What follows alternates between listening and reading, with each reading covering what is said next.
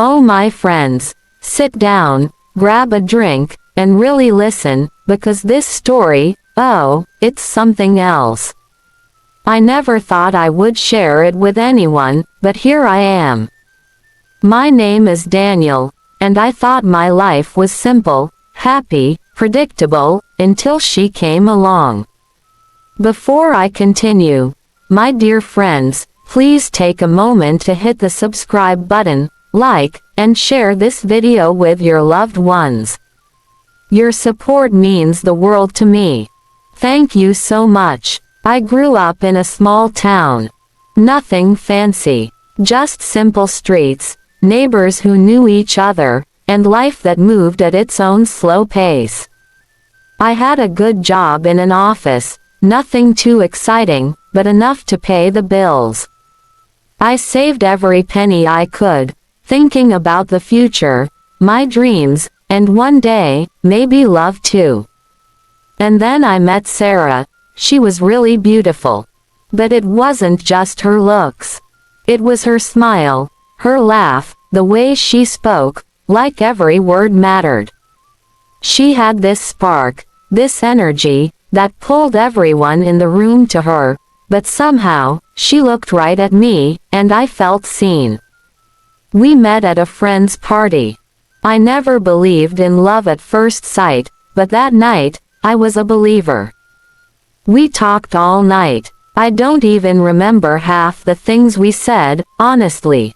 All I remember was how comfortable I felt. Like I could tell her anything. I told her about my life, my hopes, my fears, and she listened. She laughed at my jokes, teased me when I was awkward, and, oh my friends, I thought, this is it. Finally, little did I know, I was stepping into a story I would never forget. I don't know that the woman who smiled at me so warmly, would later smile at me in a way that would break me completely. But at that time, I didn't know any of that. I just knew that Sarah made my heart race. She made me feel alive. And I was ready to give her my all. This is where things start to get complicated. I didn't realize it then, but those early days with Sarah were magical and dangerous at the same time. We started dating. I fell really hard. I was completely smitten. Every time I saw her, my heart would skip a beat. I would catch myself smiling like a fool at random times, thinking about her. People would ask me, "Daniel, what's wrong with you?" And I'd just laugh, "Nothing, I'm just happy." Sarah, she had a way of making you feel like the most important person in the world. She listened when I talked. She laughed when I joked. And oh my friends, she knew exactly how to say the right words at the right time. I trusted her, completely. I didn't even think about what could go wrong. I wanted to give her everything. And I did, slowly, bit by bit. I would take her out to dinner, buy her small gifts, and tell her, "This is just for you, because you deserve it." She would smile, hug me, and my heart, oh my heart, it would melt. I told myself, I will build her life. I will do whatever it takes to make her happy. And you know what, my friends? I really believed that love was about giving. I didn't care about myself as much as I cared about her happiness. I thought, this is what a good man does. This is love. That very trust, was what she would later use to take everything from me. We laughed together. We traveled a little. We cooked together, watched movies, and shared stories late at night. Every day felt like a new adventure. I even told my friends, "I've never felt like this before. I think I've found the one." But I didn't notice the small things, the little secrets, the tiny excuses, the stories that didn't quite add up. I ignored them because, well, love makes you blind, doesn't it? You see only what you want to see. Friends, I wish I could tell you. The very moments when you think everything is perfect, are often the moments before the storm hits. And believe me, I had no idea how big this storm would be. This is one of the moments I'll never forget. I decided to ask Sarah to marry me. I had been thinking about it for months, planning, saving, imagining how it would all go down. And let me tell you, I wanted it to be perfect. I saved every penny I could. I worked extra hours. I didn't tell anyone what I was doing because I wanted it to be a surprise. I wanted her to feel special, like she was the only woman in the world. I bought the perfect ring, simple but elegant, something that I thought matched her beauty and spirit. The night I chose to propose, I was nervous. I remember standing outside her apartment, rehearsing my words in my head. "Daniel, don't mess this up," I kept whispering to myself. My hands were shaking, my heart was racing, and I thought, this is it. This is the moment that changes everything. When she opened the door, she looked so beautiful. I couldn't even speak at first. I just held her hands, looked into her eyes, and said, "Sarah, I love you. Will you marry me?" And she, oh my friends, she said, yes. Her voice, her smile, the tears in her eyes, I thought my heart was going to explode from happiness. I hugged her tightly, whispered, "I promise I'll always take care of you. I'll build your life, I'll give you everything I have." And she just laughed, kissed me, and said, "I know you will, Daniel. I trust you." At that moment, the world felt perfect. Friends called, family congratulated us, and everyone said, "Daniel, you've found the one." And I believed them. I really did. I thought, life is good. Everything is falling into place. But oh my friends, little did I know, that moment, the one I thought would be the happiest day of my life, was also the moment the storm quietly began to form. I had no idea that the woman who smiled so brightly at me that night was already planning to take everything I would ever work for. Looking back now, I can see the tiny signs, the small things I ignored. But at that moment, all I felt was love, hope, and excitement for our future. I didn't worry about money, lies, or betrayal. I was blind with love, and that, my friends, is a dangerous thing.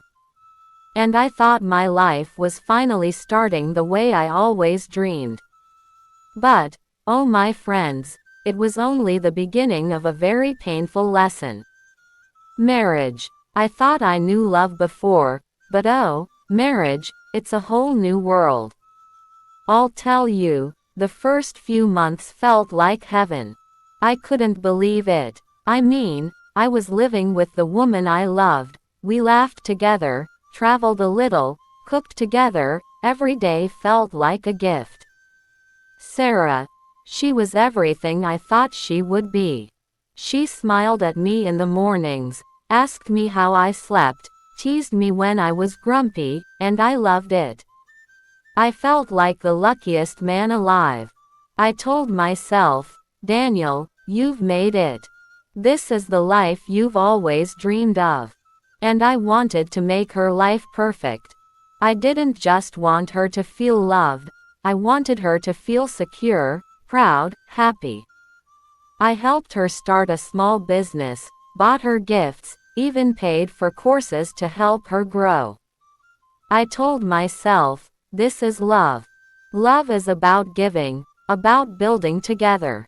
But, I want you to listen carefully. That very love, that very trust, it's what made me vulnerable.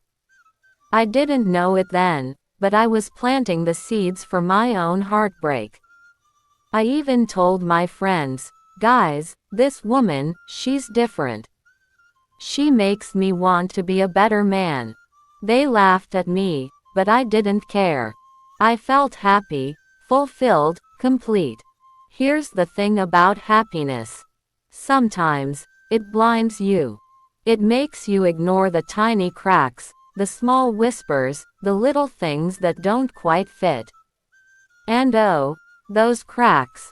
They grow, slowly, quietly, until one day, they break everything. At that time, I didn't notice. I ignored the small lies, the subtle excuses, the little secrets.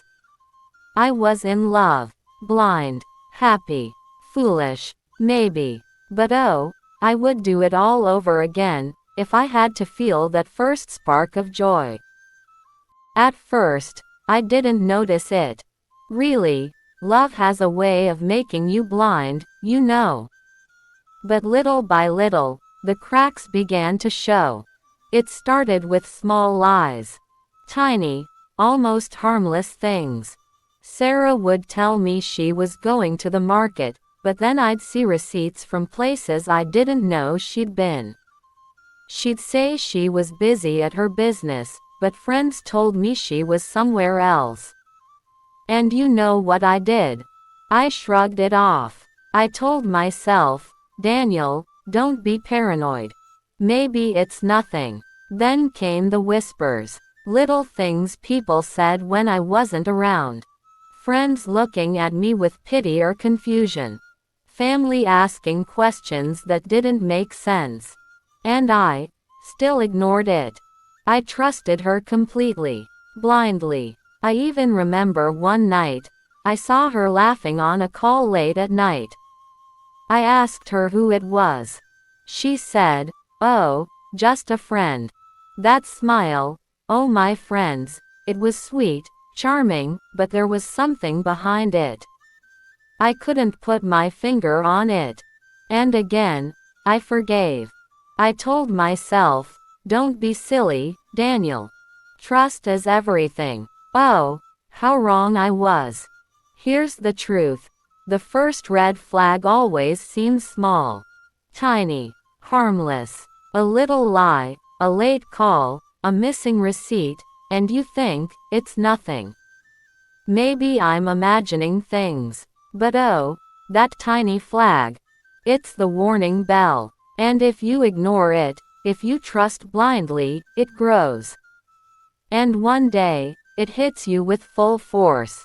I want you to understand this part clearly. The first time you see betrayal, it doesn't scream at you. It whispers. Quietly. Subtly. And if you don't listen, friends, it can destroy everything you've worked for. And that's exactly what started happening to me. Those small lies, small secrets, they were the first sign. The first red flag. And I ignored it.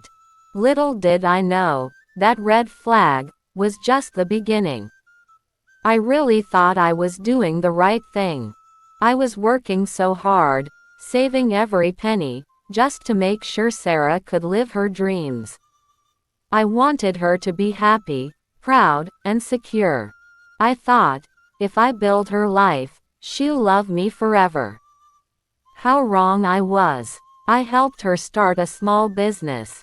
I paid for courses, gave advice, even went to meetings with her when she asked me to.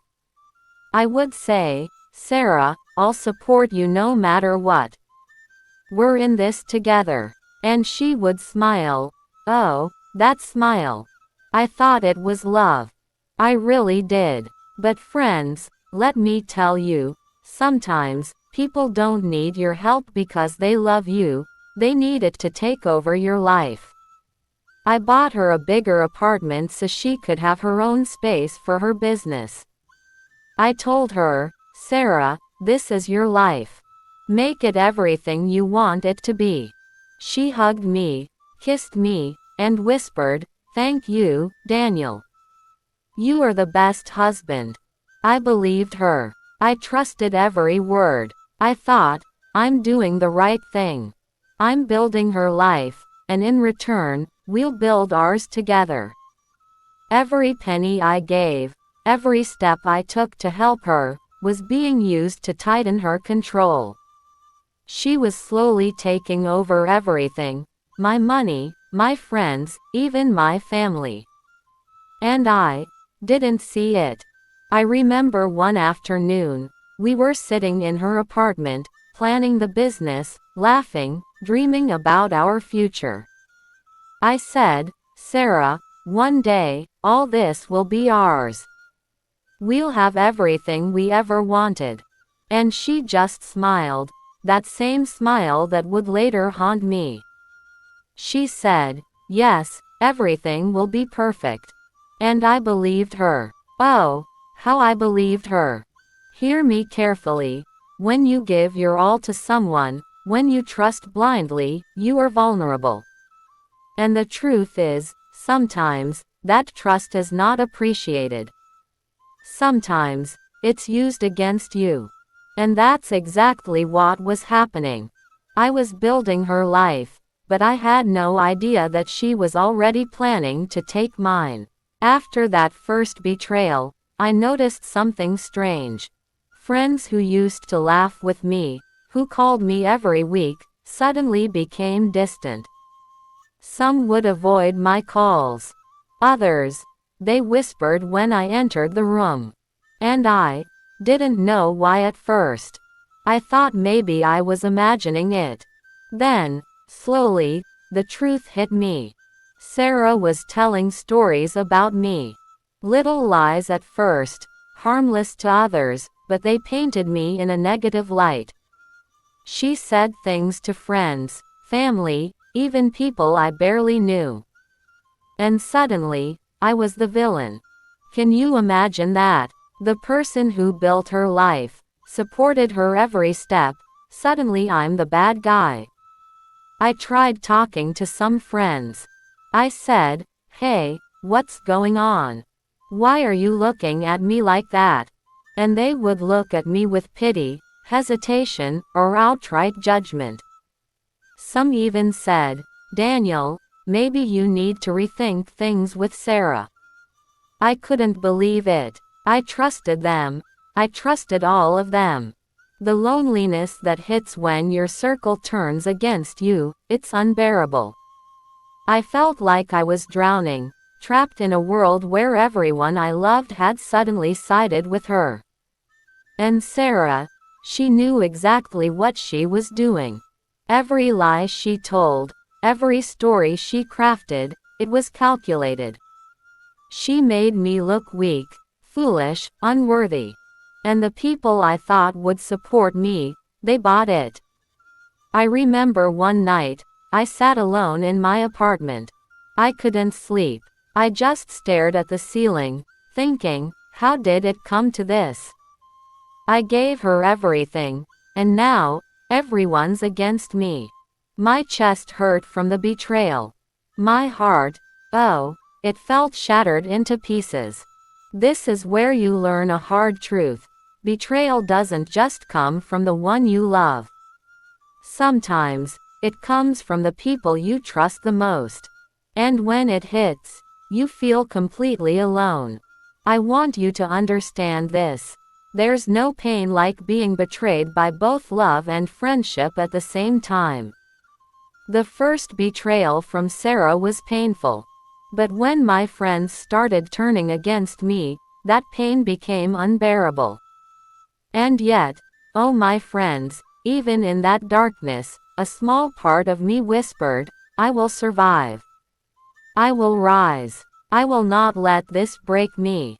That survival would require every ounce of strength I had, because the storm was far from over.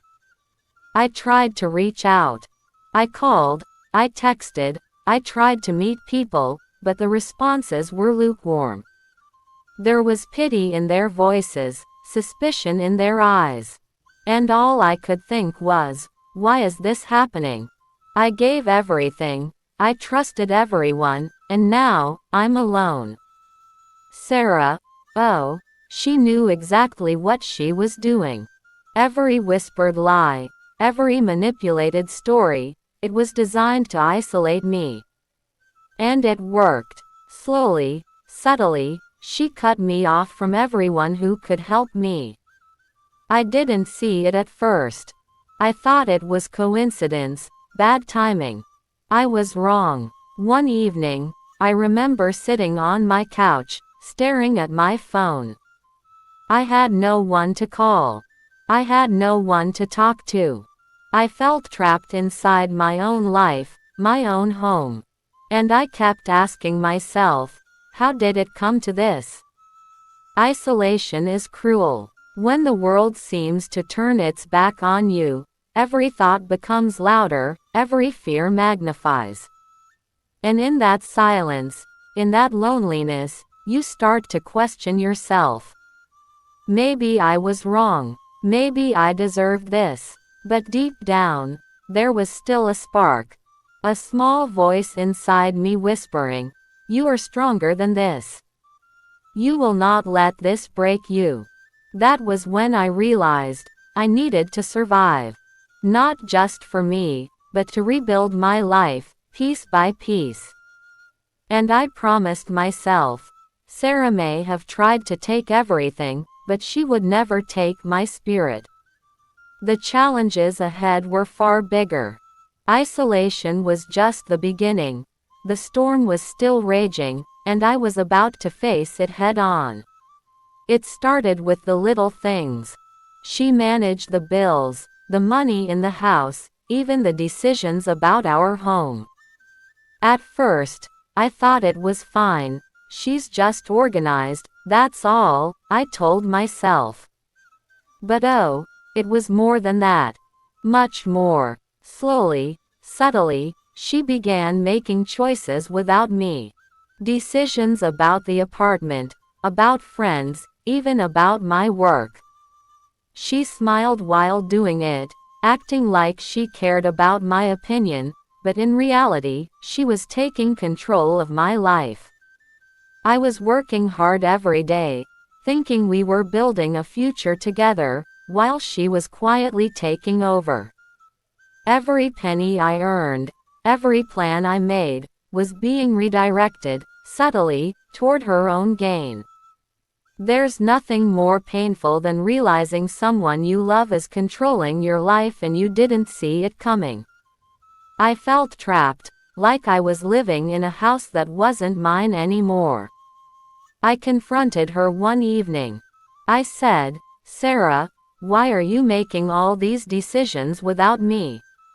We're supposed to do this together." And she smiled, that same smile that I used to adore. She said, "Daniel, I'm just making life easier for us. You don't have to worry about anything." I wanted to believe her. I wanted to trust that she had my best interests at heart. But deep down, I knew something wasn't right. That smile, those words, they were sweet, but they hid a plan I couldn't yet see.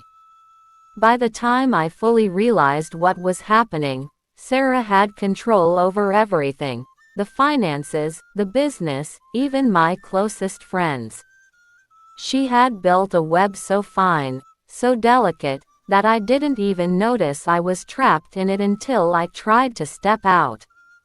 The worst part, I couldn't tell anyone. Anyone I trusted had already been swayed by her words.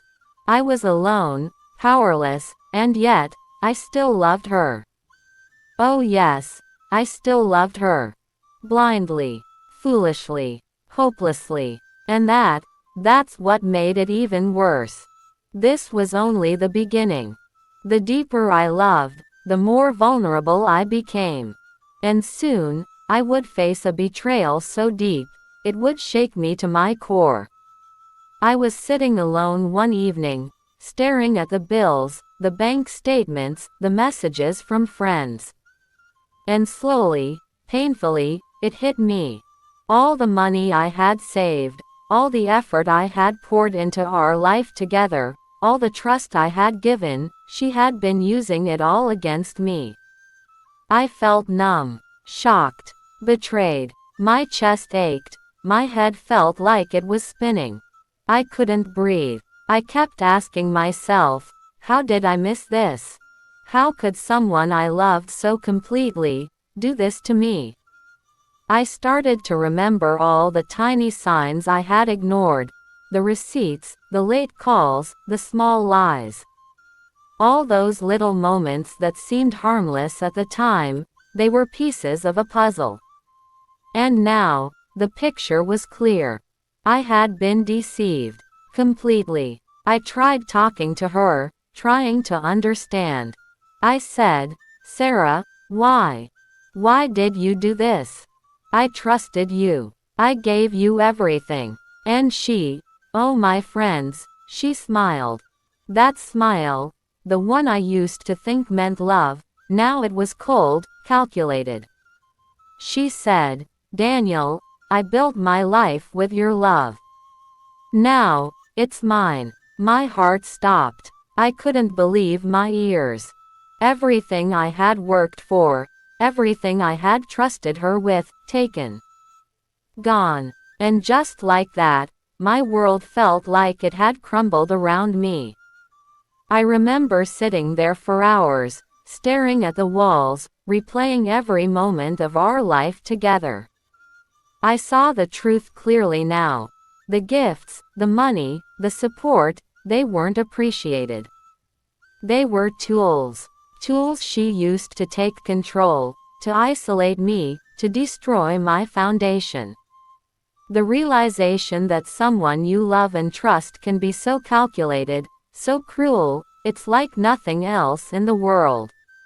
My hands shook, my mind raced, and tears, oh yes, tears ran down my face. I had lost everything, but even in that darkness, I felt a spark, a small voice whispering, you are not finished. You will rise. You will survive. That spark would be the only thing keeping me alive for what came next. I decided I could no longer stay silent. I had to confront her.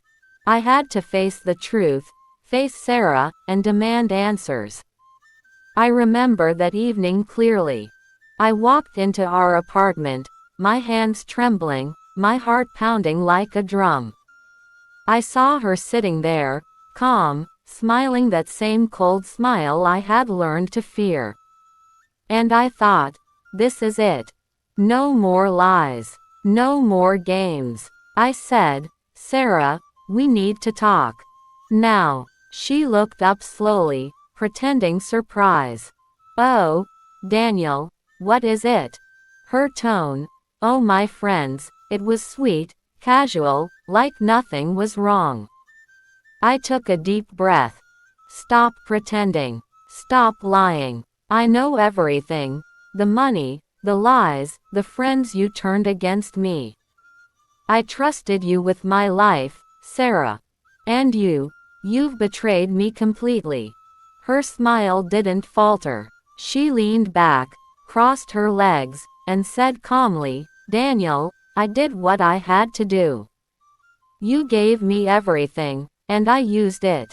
That's life. Survival. Oh my friends, my blood ran cold. I couldn't believe the audacity. The woman I loved, the woman I built a life for, sat there and told me, she used me. I felt anger, despair, heartbreak, all at once. My voice shook. Sarah, this is our life. Our home. Our future. How could you? She shrugged. Daniel, the future is mine now. You helped build it, and now, I take it. Don't look so shocked. You should have seen it coming. Friends, at that moment, I realized the full extent of what had happened. The control, the lies, the betrayal, it was complete. She had taken everything. My money, my friends, my family's trust, and my sense of security. I wanted to scream, to hit something, to break something, but I sat there, frozen. All I could feel was the crushing weight of reality. And yet, even in that moment of despair, A part of me whispered, this is not the end. You will rise. You will fight. And one day, she will see the truth of what she's done. The fight I was about to face would test me in ways I never imagined. It wasn't just about money or trust, it was about survival, dignity, and reclaiming my life. This is where everything went from bad to worse. I thought confronting her would change things, that maybe she would feel guilty, or that we could fix what was broken, but oh no. That was never her plan.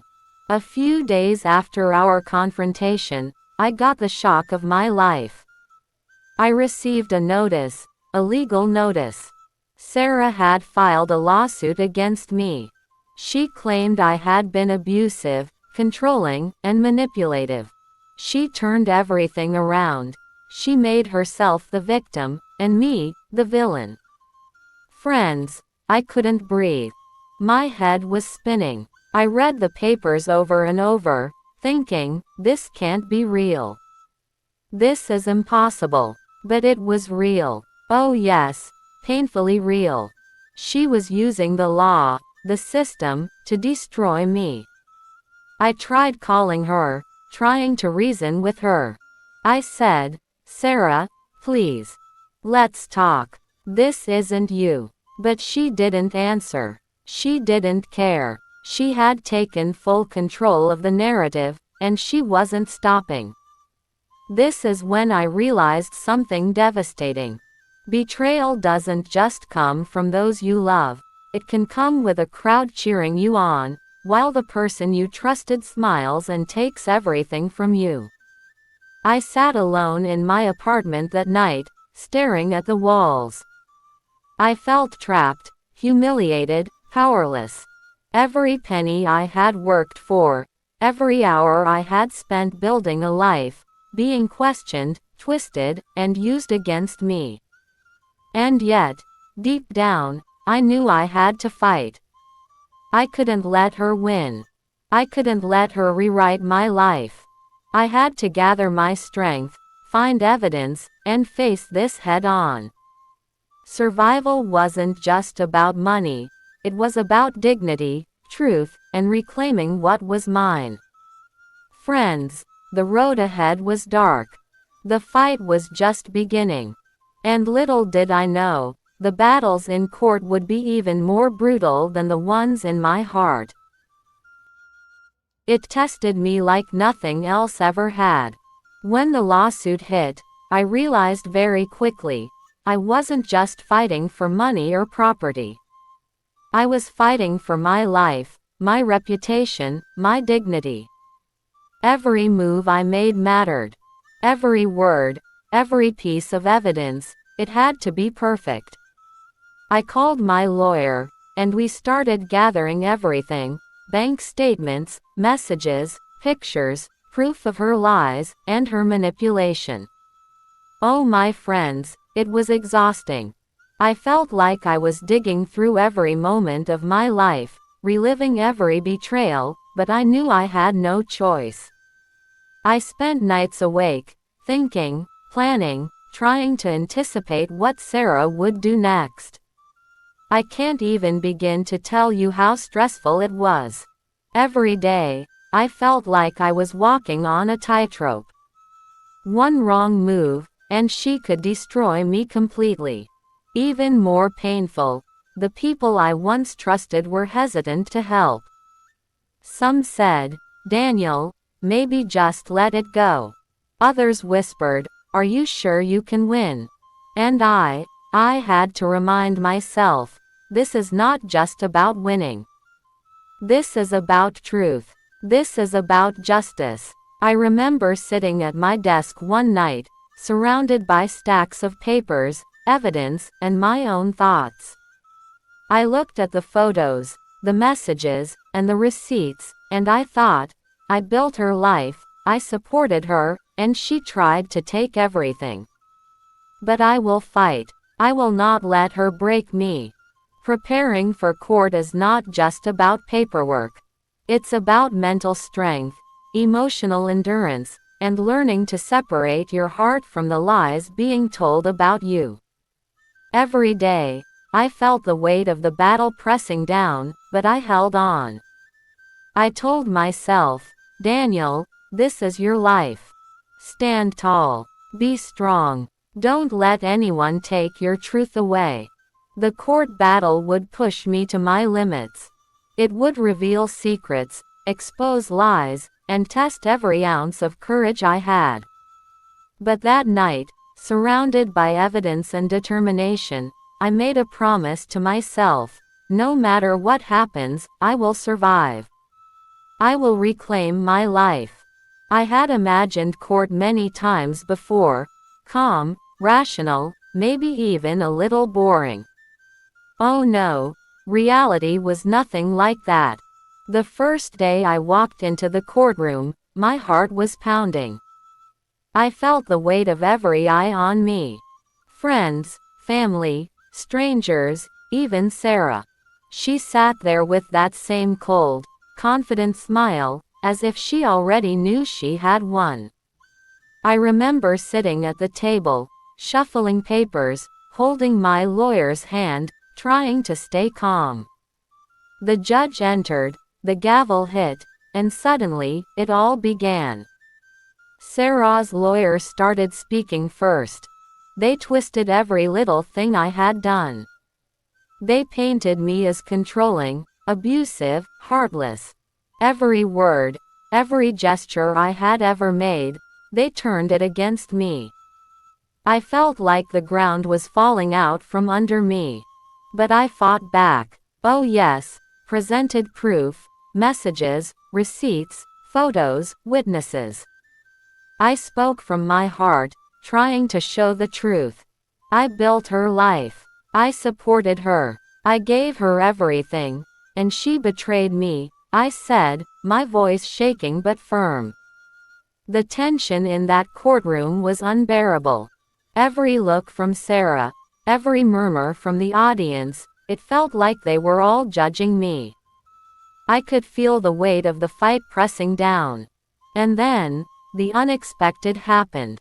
Evidence I hadn't fully expected came forward. Friends who had been silent, people I thought were lost, they started speaking the truth. Witnesses came forward. Messages, photos, receipts, everything began to turn in my favor. I felt a small spark of hope. My heart, which had been crushed under betrayal, began to beat a little faster. I realized, maybe, just maybe, justice could prevail. Ellipsis. The courtroom drama wasn't over. Every day brought new lies, new manipulations, new twists. Sarah fought hard. She was clever, calculating, relentless. And I had to be wiser, stronger, and more determined.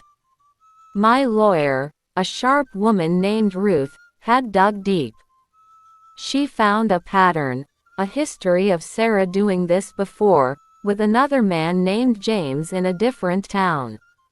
And that, my friends, was the key. Ruth presented the evidence. Similar methods of control, similar lies, similar financial manipulation, and then the exact same legal threats. She brought James forward as a witness, and when he spoke, oh, the truth hit the courtroom like a thunderclap.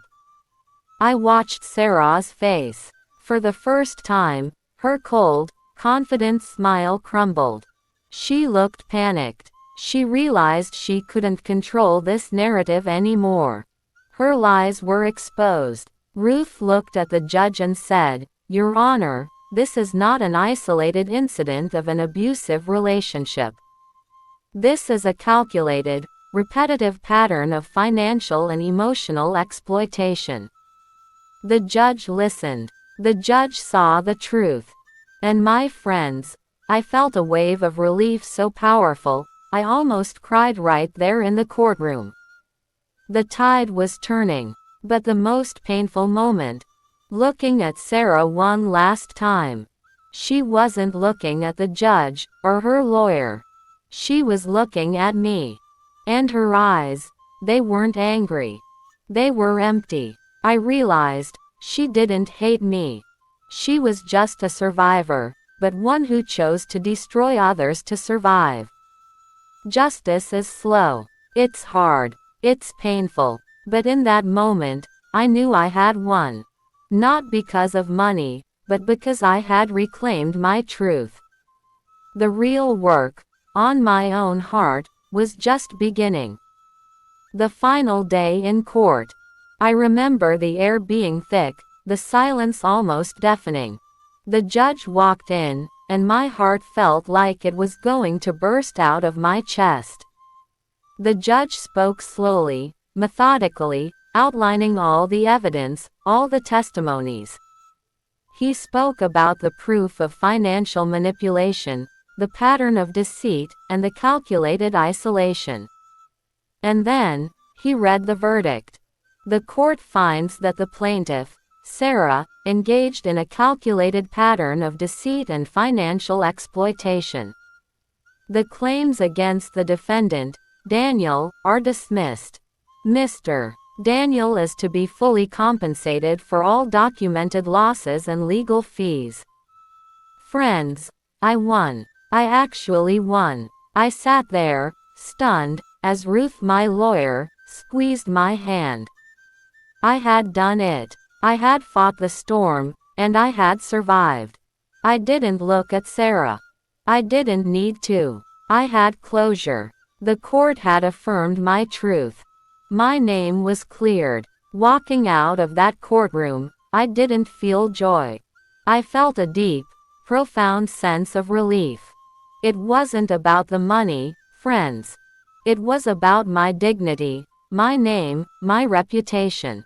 I had reclaimed my life, piece by piece, from the hands of the person who tried to destroy me. I remember standing outside, the sun hitting my face. I took a deep breath of fresh air. It felt like the first time I had truly breathed in years. I had lost a woman I loved, a lot of money, and many friends, but I had gained something invaluable, my strength and my truth. I turned to Ruth and said, "Thank you. You saved my life." She just smiled. "No, Daniel. You saved your life. You fought. And friends, that's the truth. I fought." Thank you so much for watching this African tale. Tell me, where are you watching from? Please drop your thoughts in the comment section. I'd really love to hear from you. Don't forget to like, share, and subscribe for more inspiring African stories. And always remember, love, faith, and courage are the greatest treasures you can ever have. God bless you all. Bye.